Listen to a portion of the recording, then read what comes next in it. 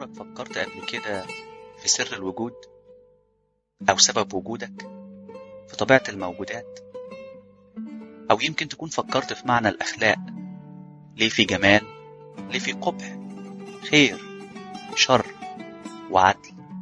يا ترى في معنى للقيم من غير البشر؟ وأكيد سألت نفسك قبل كده إيه معنى الحياة؟ كل أسبوع هنناقش فكرة أو سؤال من الأسئلة اللي حيرت الفلاسفة على مر العصور، من أفلاطون لابن رشد لديكارت. هنتكلم عن المعرفة، الوعي، الأنا، الأخلاق، المعتقد والإيمان، العدالة، المنطق، الشك، العلم، والجمال. هنسافر عبر الزمان والمكان، من فلاسفة الإغريق لآباء المتكلمين العرب لرواد الفلسفة الغربية الحديثة، في حلقات أسبوعية قصيرة بلهجة مصرية بسيطة. معكم أحمد الملط للفلسفة والمتفلسفين. أهلا بيكم في كلام فلسفة.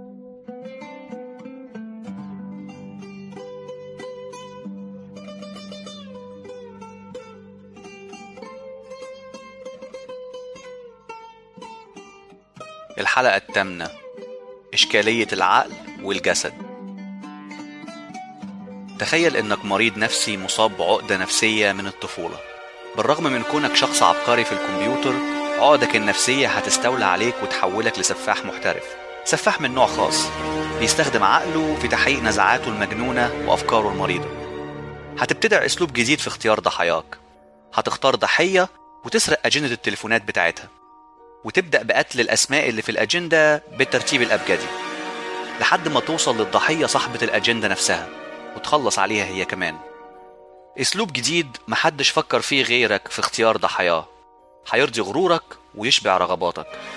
المرة دي معاك أجندة تليفونات ثابتها واحدة كانت في زيارة للمكان اللي بتشتغل فيه.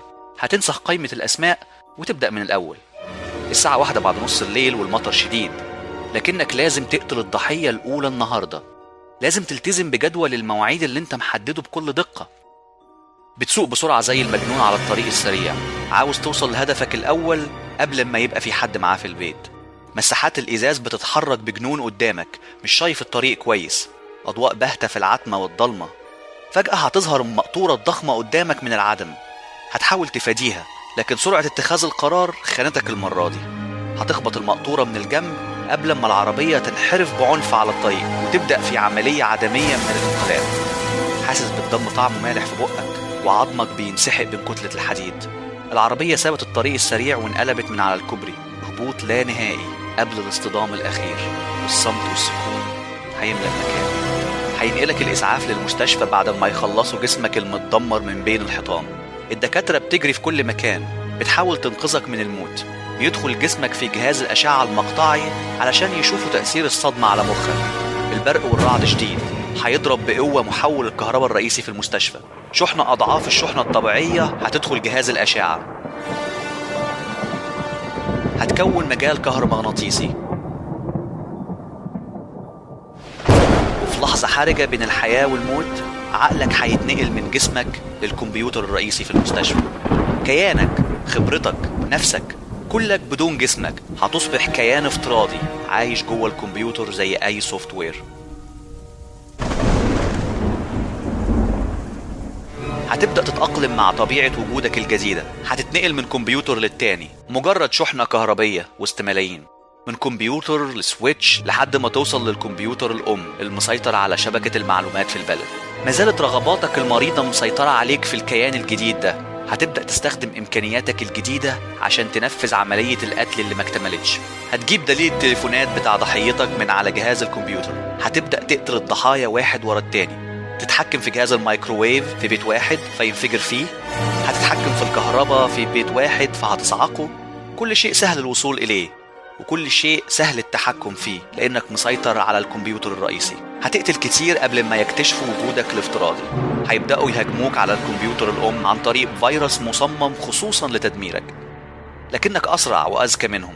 هتكون دايما سابقهم بخطوة وتدمر الفيروس بتاعهم في الوقت المناسب قبل ما يقرروا يدمروا الكمبيوتر الأم بالكامل عن طريق تعريضه المغناطيسي عملاق علشان يشوش ويشتت كل المجالات الكهرومغناطيسية اللي جواه.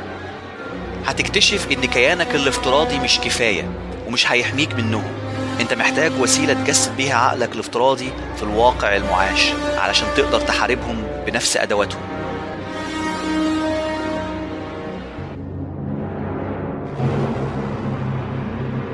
يا ترى هتعمل ايه؟ من القرن السابع عشر العلم اتقدم، أخد كل شيء في طريقه، الطريق اللي رسمه كوبرنيكس، نيوتن، داروين وأينشتاين مليان علامات مضيئة للتقدم والمعرفة المكتسبة، واللي بيدينا الأمل في إن العلم هيقدر يفسر لنا كل شيء في يوم من الأيام، من أول أبعد منطقة في الكون لحد أصغر جزء في نواة الذرة. لكن عشان نبقى موضوعيين، الحاجة اللي واضح إنها ما زالت غامضة ومتعثرة لحد دلوقتي على الفلاسفة والعلماء هي العقل البشري.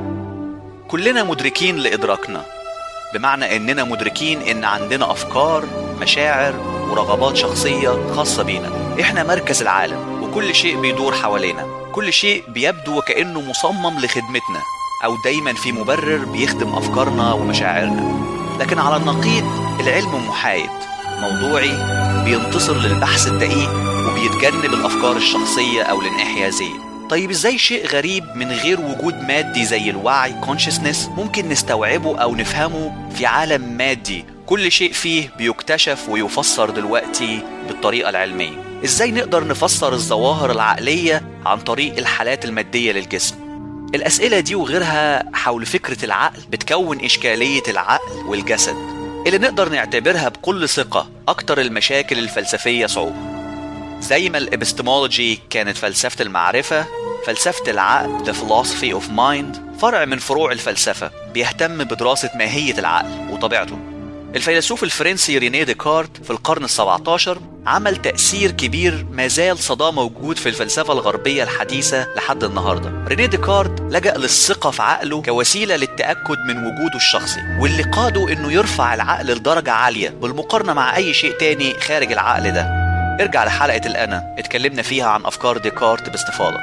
ديكارت بشكل ميتافيزيقي أو غيبي شاف العقل ككيان مستقل تماما عن الجسد، وكأن العقل مصنوع من مادة عقلية طبيعتها الأولية هي التفكير، لكن كل شيء تاني مصنوع من مادة محسوسة material substance واللي ليها خواص مكانية spatial extensions، بمعنى أنها بتحتل مساحة مكانية. علشان كده ديكارت هيتصور عالمين منفصلين، عالم عقول لا مادية أو روحية immaterial minds بخواص عقلية زي التفكير، المشاعر إلى آخره، وعالم من الأجسام المادية material bodies بخواص مادية زي الحجم والشكل إلى آخره.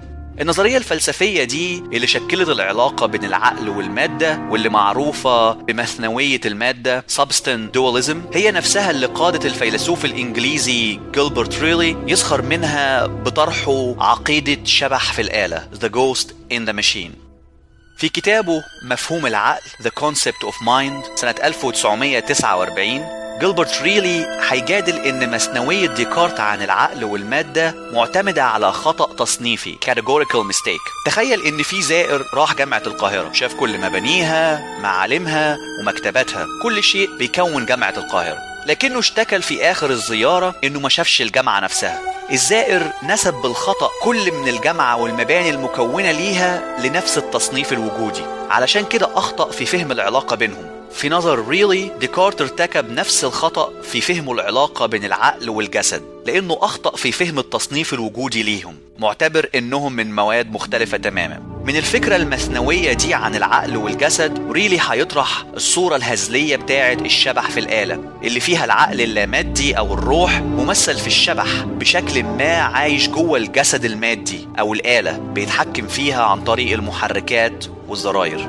بعد ما ريلي هيهاجم المثنوية الديكارتية كارتيزيان دواليزم هيطرح حله لمشكلة العقل والجسد ممثل في نظريته السلوكية behaviorism، واللي هنتكلم عنها بالتفصيل في حلقة تانية قريب. مشكلة النظرية المثنوية: رغبتي في الشرب سببت اني امسك كوباية المية وارفع دراعي، لو دوست على دبوس برجلي هيتولد جوايا شعور بالألم. تفاعل بين عقل وجسم، شيء بديهي، حدث عقلي بيولد حدث مادي والعكس بالعكس.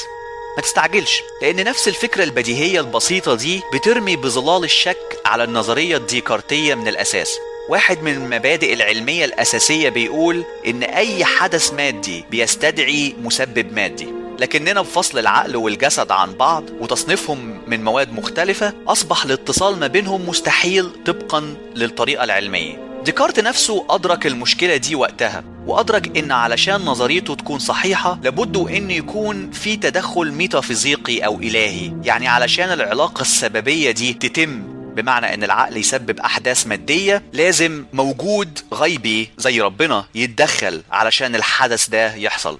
لكن ديكارت ما طرحش حلول تانية خارج الإطار الغيبي لحل المشكلة دي. تلميذ ديكارت ومتابعه الفيلسوف الفرنسي نيكولاس مالبرانش قبل النظرية المثنوية وأخذ على عاتقه حل مشكلة العلاقة السببية بين العقل والمادة المستحيلة طبقا لقوانين العلم. الحل الغريب اللي طرحه إن مفيش اتصال على الإطلاق بين العقل والمادة، على العكس لما بيحصل إن في اتصال مطلوب بين العقل والجسد ربنا بيتدخل علشان يخلي الاتصال ده يحصل، أو بمعنى إنه بيسبب الحدث الفيزيائي في الجسم، وبالشكل ده ربنا هو اللي بيسبب الإحساس بإن في علاقة سببية، سبب وحدث cause and effect. العقيدة الفلسفية الغريبة دي اتعرفت باسم العرضية أو المناسبية occasionalism، وحصلت على تأييد ضعيف ما بين الفلاسفة، وزادت من التأكيد على خطورة المشكلة الموجودة في النظرية المثنوية وضرورة حلها. حل تاني لتجنب المشكلة اللي واجهت ديكارت طرحه الفيلسوف الألماني المعاصر لديكارت وقتها بروخ إسبينوزا، اللي طرح نظرية الخاصية المثنوية property dualism، واللي اعتقد فيها إن فكرة المثنوية مش مرتبطة بالمادة زي ما ديكارت اعتقد، لكن بالخواص properties، وإن في نوعين منفصلين من الخواص، خواص عقلية ومادية ممكن ننسبها للشيء الواحد سواء كان شخص أو موضوع، لكن الخواص دي مختلفة بشكل جذري مش ممكن تبسيطه أو اختزاله، بمعنى إنها مختلفة في طبيعتها الأولية ومن المستحيل تفسيرها عن طريق بعضها البعض. طيب اسبينوزا قال دلوقتي إن في خواص مختلفة في طبيعتها الأولية بتوصف جوانب aspects مختلفة لنفس الشيء، علشان كده النظرية دي أحيانا بيطلق عليها نظرية ازدواجية الجوانب double aspect theory. النظرية دي بتحاول تفسر إزاي العقل والجسد بيتصلوا ببعض عن طريق افتراض إن الأسباب المسببة لأفعالنا ليها جانبين، جانب عقلي وجانب مادي. بالرغم من ان النظرية شكلها كويس الا ان من الواضح انها ما حلتش المشكلة نفسها، ولكنها حركتها لمستوى تاني. النظرية الفيزيائية physicalism هي الحل البديهي للمطب اللي مقابل النظرية المثنوية لديكارت، واللي بتتبنى منهج أحادي monistic approach، بمعنى ان في نوع واحد من المادة في الكون بغض النظر عن طبيعة الأشياء والموجودات سواء كانت عقلية أو مادية. مجموعة من الفلاسفة اتبنوا الفكرة دي، يمكن واحد من أشهرهم الفيلسوف الإنجليزي جورج بيركلي اللي انتمى للمدرسة المثالية idealism، واعتقد ان الواقع المحيط بينا مكون من عقول وأفكار بس. الغالبية العظمى من الفلاسفة بالأخص الفلاسفة المعاصرين لينا دلوقتي اختاروا النظرية الفيزيائية لتفسير طبيعة العقل بشكل أو بآخر، وإن العقل والمادة ليهم نفس الطبيعة الفيزيائية، واللي أدى للنتيجة دي التقدم العلمي الملحوظ في مناطق كتير. فلاسفة النظرية الفيزيائية بيعتقدوا إن العقل كمان لازم يكون تحت مظلة العلم والبحث العلمي، وبما إن العلم بيبحث بس في الأشياء اللي ليها وجود فيزيائي يبقى لازم العقل يكون بالضرورة له وجود فيزيائي. فتبقى المشكلة دلوقتي إزاي بشكل مجرد ممكن يكون العقل جزء من الصورة الفيزيائية الكاملة للكون بشكل محسوس علني قابل لدراسة العلم. النظرية الفيزيائية خدت أشكال كتير، يمكن الشيء المشترك بين الأشكال دي كلها إنها كلها نظريات اختزالية reductive، بمعنى إنها بتدعي إن أي ظاهرة عقلية ممكن يتم تحليلها بشكل كامل وتام بأسلوب مادي، وبالشكل ده بيتم اختزال أي معنى غير مادي من الفكرة، وإلا تكون النظرية بتناقض نفسها. التقدم العلمي الكبير مؤخرا في العلوم العصبية نيوروساينس أكدت بشكل كبير فكرة النظرية الفيزيائية، وإن الحالات العقلية مرتبطة بشكل قوي بالحالة الفيزيائية للمخ. هضرب لك مثال علشان أقرب ليك قد إيه العلم قدر يوصل في المجال ده. العالم مايكل برسينجر وفريقه البحثي طوروا جهاز بناء على مجموعة من أبحاثهم عن الفص الصدغي في المخ والتأثيرات المختلفة عليه. الجهاز ده أطلقوا عليه اسم خوذة الله The God Helmet. الاسم يبدو مثير، لكن السبب في التسمية إن الجهاز ده عبارة عن خوذة بيلبسها الشخص اللي تحت الاختبار. الخوذة بتبعت مجموعة من الموجات لمناطق معينة في المخ، فتولد إحساس عند الشخص بوجود شيء غيبي أكبر منه محيط بيه، وده بيحاكي التجارب الروحية اللي بيمر بيها الإنسان في حالة التعبد والصلاة لله. لكن علشان أبقى دقيق في طرح المعلومات، الجهاز ده فعلا مطور، والتجارب اتعملت على مجموعة كبيرة من المشاركين، لكن النتائج اللي وصل لها فريق البحث لسه مش مؤكدة عن طريق فرق بحث تانية مستقلة Independent Verification، واللي جزء أصيل من الطريقة العلمية لتأكيد أي نظرية. لكن على أي حال المثال ده بيديك فكرة العلم وصل لحد فين في البحث ورا الظاهرة العقلية وعلاقتها بالمخ. دلوقتي الطريق السهل اللي يقدر ياخده أتباع النظرية الفيزيائية هو إنهم يدعوا إن أي ظاهرة عقلية ممكن تفسيرها عن طريق دراسة التغيرات والعمليات في المخ وقت حدوثها. يمكن أكتر أشكال النظرية الفيزيائية تتطرف هي النظرية المادية المزيلة Eliminative Materialism، واللي بتقترح إن مع تقدمنا العلمي علم النفس الشعبي Folk Psychology، اللي هو طريقة تفكيرنا المعتادة في تفسير تصرفاتنا وأفعالنا عن طريق المشاعر، النوايا، الأفكار، الألم والرغبات إلى آخره، بدل من العلم هتختفي تماما، وهيتم استبدالها بأفكار ومبادئ محددة بدقة عن طريق النيوروساينس أو علم الأعصاب. ديكارت كان صحيح أول من صنع التعريف الكلاسيكي لنظرية مثنوية المادة Substance Dualism، لكن الفكرة نفسها بالتأكيد مش جديدة. أشكال مختلفة من الفكرة المثنوية ضمنية في أي فلسفة، دين، عقيدة أو رؤية للعالم بتفترض إن في عالم فوق قوانين الطبيعة Supernatural، فيه موجودات غير مادية غير مفسرة بالمفاهيم الفيزيائية، زي الروح، الإله، الشياطين، الملائكة، الجن، الأشباح، العفاريت إلى آخره. مثلا فكرة إن في روح وإنها بتنجو من عملية موت الجسد وتنتقل لجسد تاني مادي في الحياة، زي ما في بعض الأديان الشرق آسيوية، أو بتتنقل لله زي ما في الأديان السماوية، فكرة بتتطلب رؤية مثنوية للكون. الحل اللي طرحته النظرية الفيزيائية أزاح عن الصورة تماما المشكلة اللي قابلت النظرية المثنوية بضرب قاضية، تحديد المشكلة اللي قابلت ديكارت في تحديد العلاقة السببية بين العقل والجسد واستخدامه للغيبيات، مشكلة اتحلت تماما ببساطة لما حطينا الوعي consciousness تحت إطار التفسير العلمي.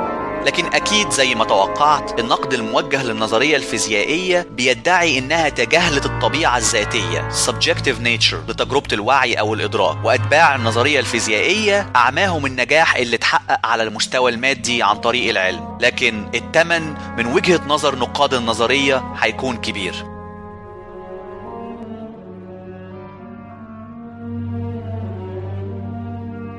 القصة اللي بدأنا بيها قصة فيلم كلاسيكي من تسعينيات القرن العشرين اسمه شبح في الآلة Ghost in the Machine، واللي قصته مبنية على فكرة جيلبرت ريلي عن النظرية المثنوية لديكارت. الفيلم حاول يناقش ايه اللي ممكن يحصل لو عقلنا فعلا من مادة مختلفة عن جسمنا. هل ممكن ننقل الوعي والإدراك بتاع عقلنا لجسم تاني، كمبيوتر مثلا؟ الفيلم طبعا هينتهي نهاية كلاسيكية سعيدة زي أي فيلم أمريكي، والأبطال هينتصروا على العقل الشرير ويدمروا وجوده الافتراضي جوه الكمبيوتر.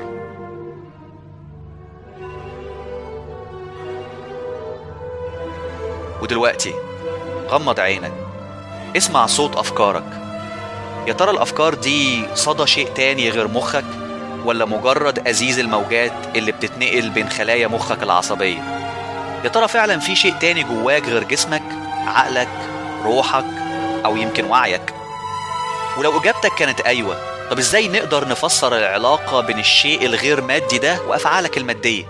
ولو إجابتك كانت لأ، يا ترى هل في معنى لوجودك؟ فكر تاني.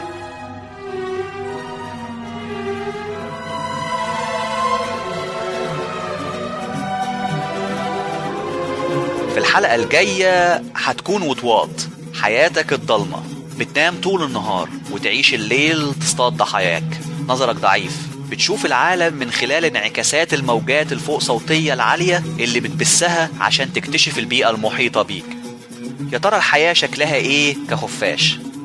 عن الوعي، الإدراك، مشكلة العقل والجسد هنكمل فلسفتنا المرة الجاية.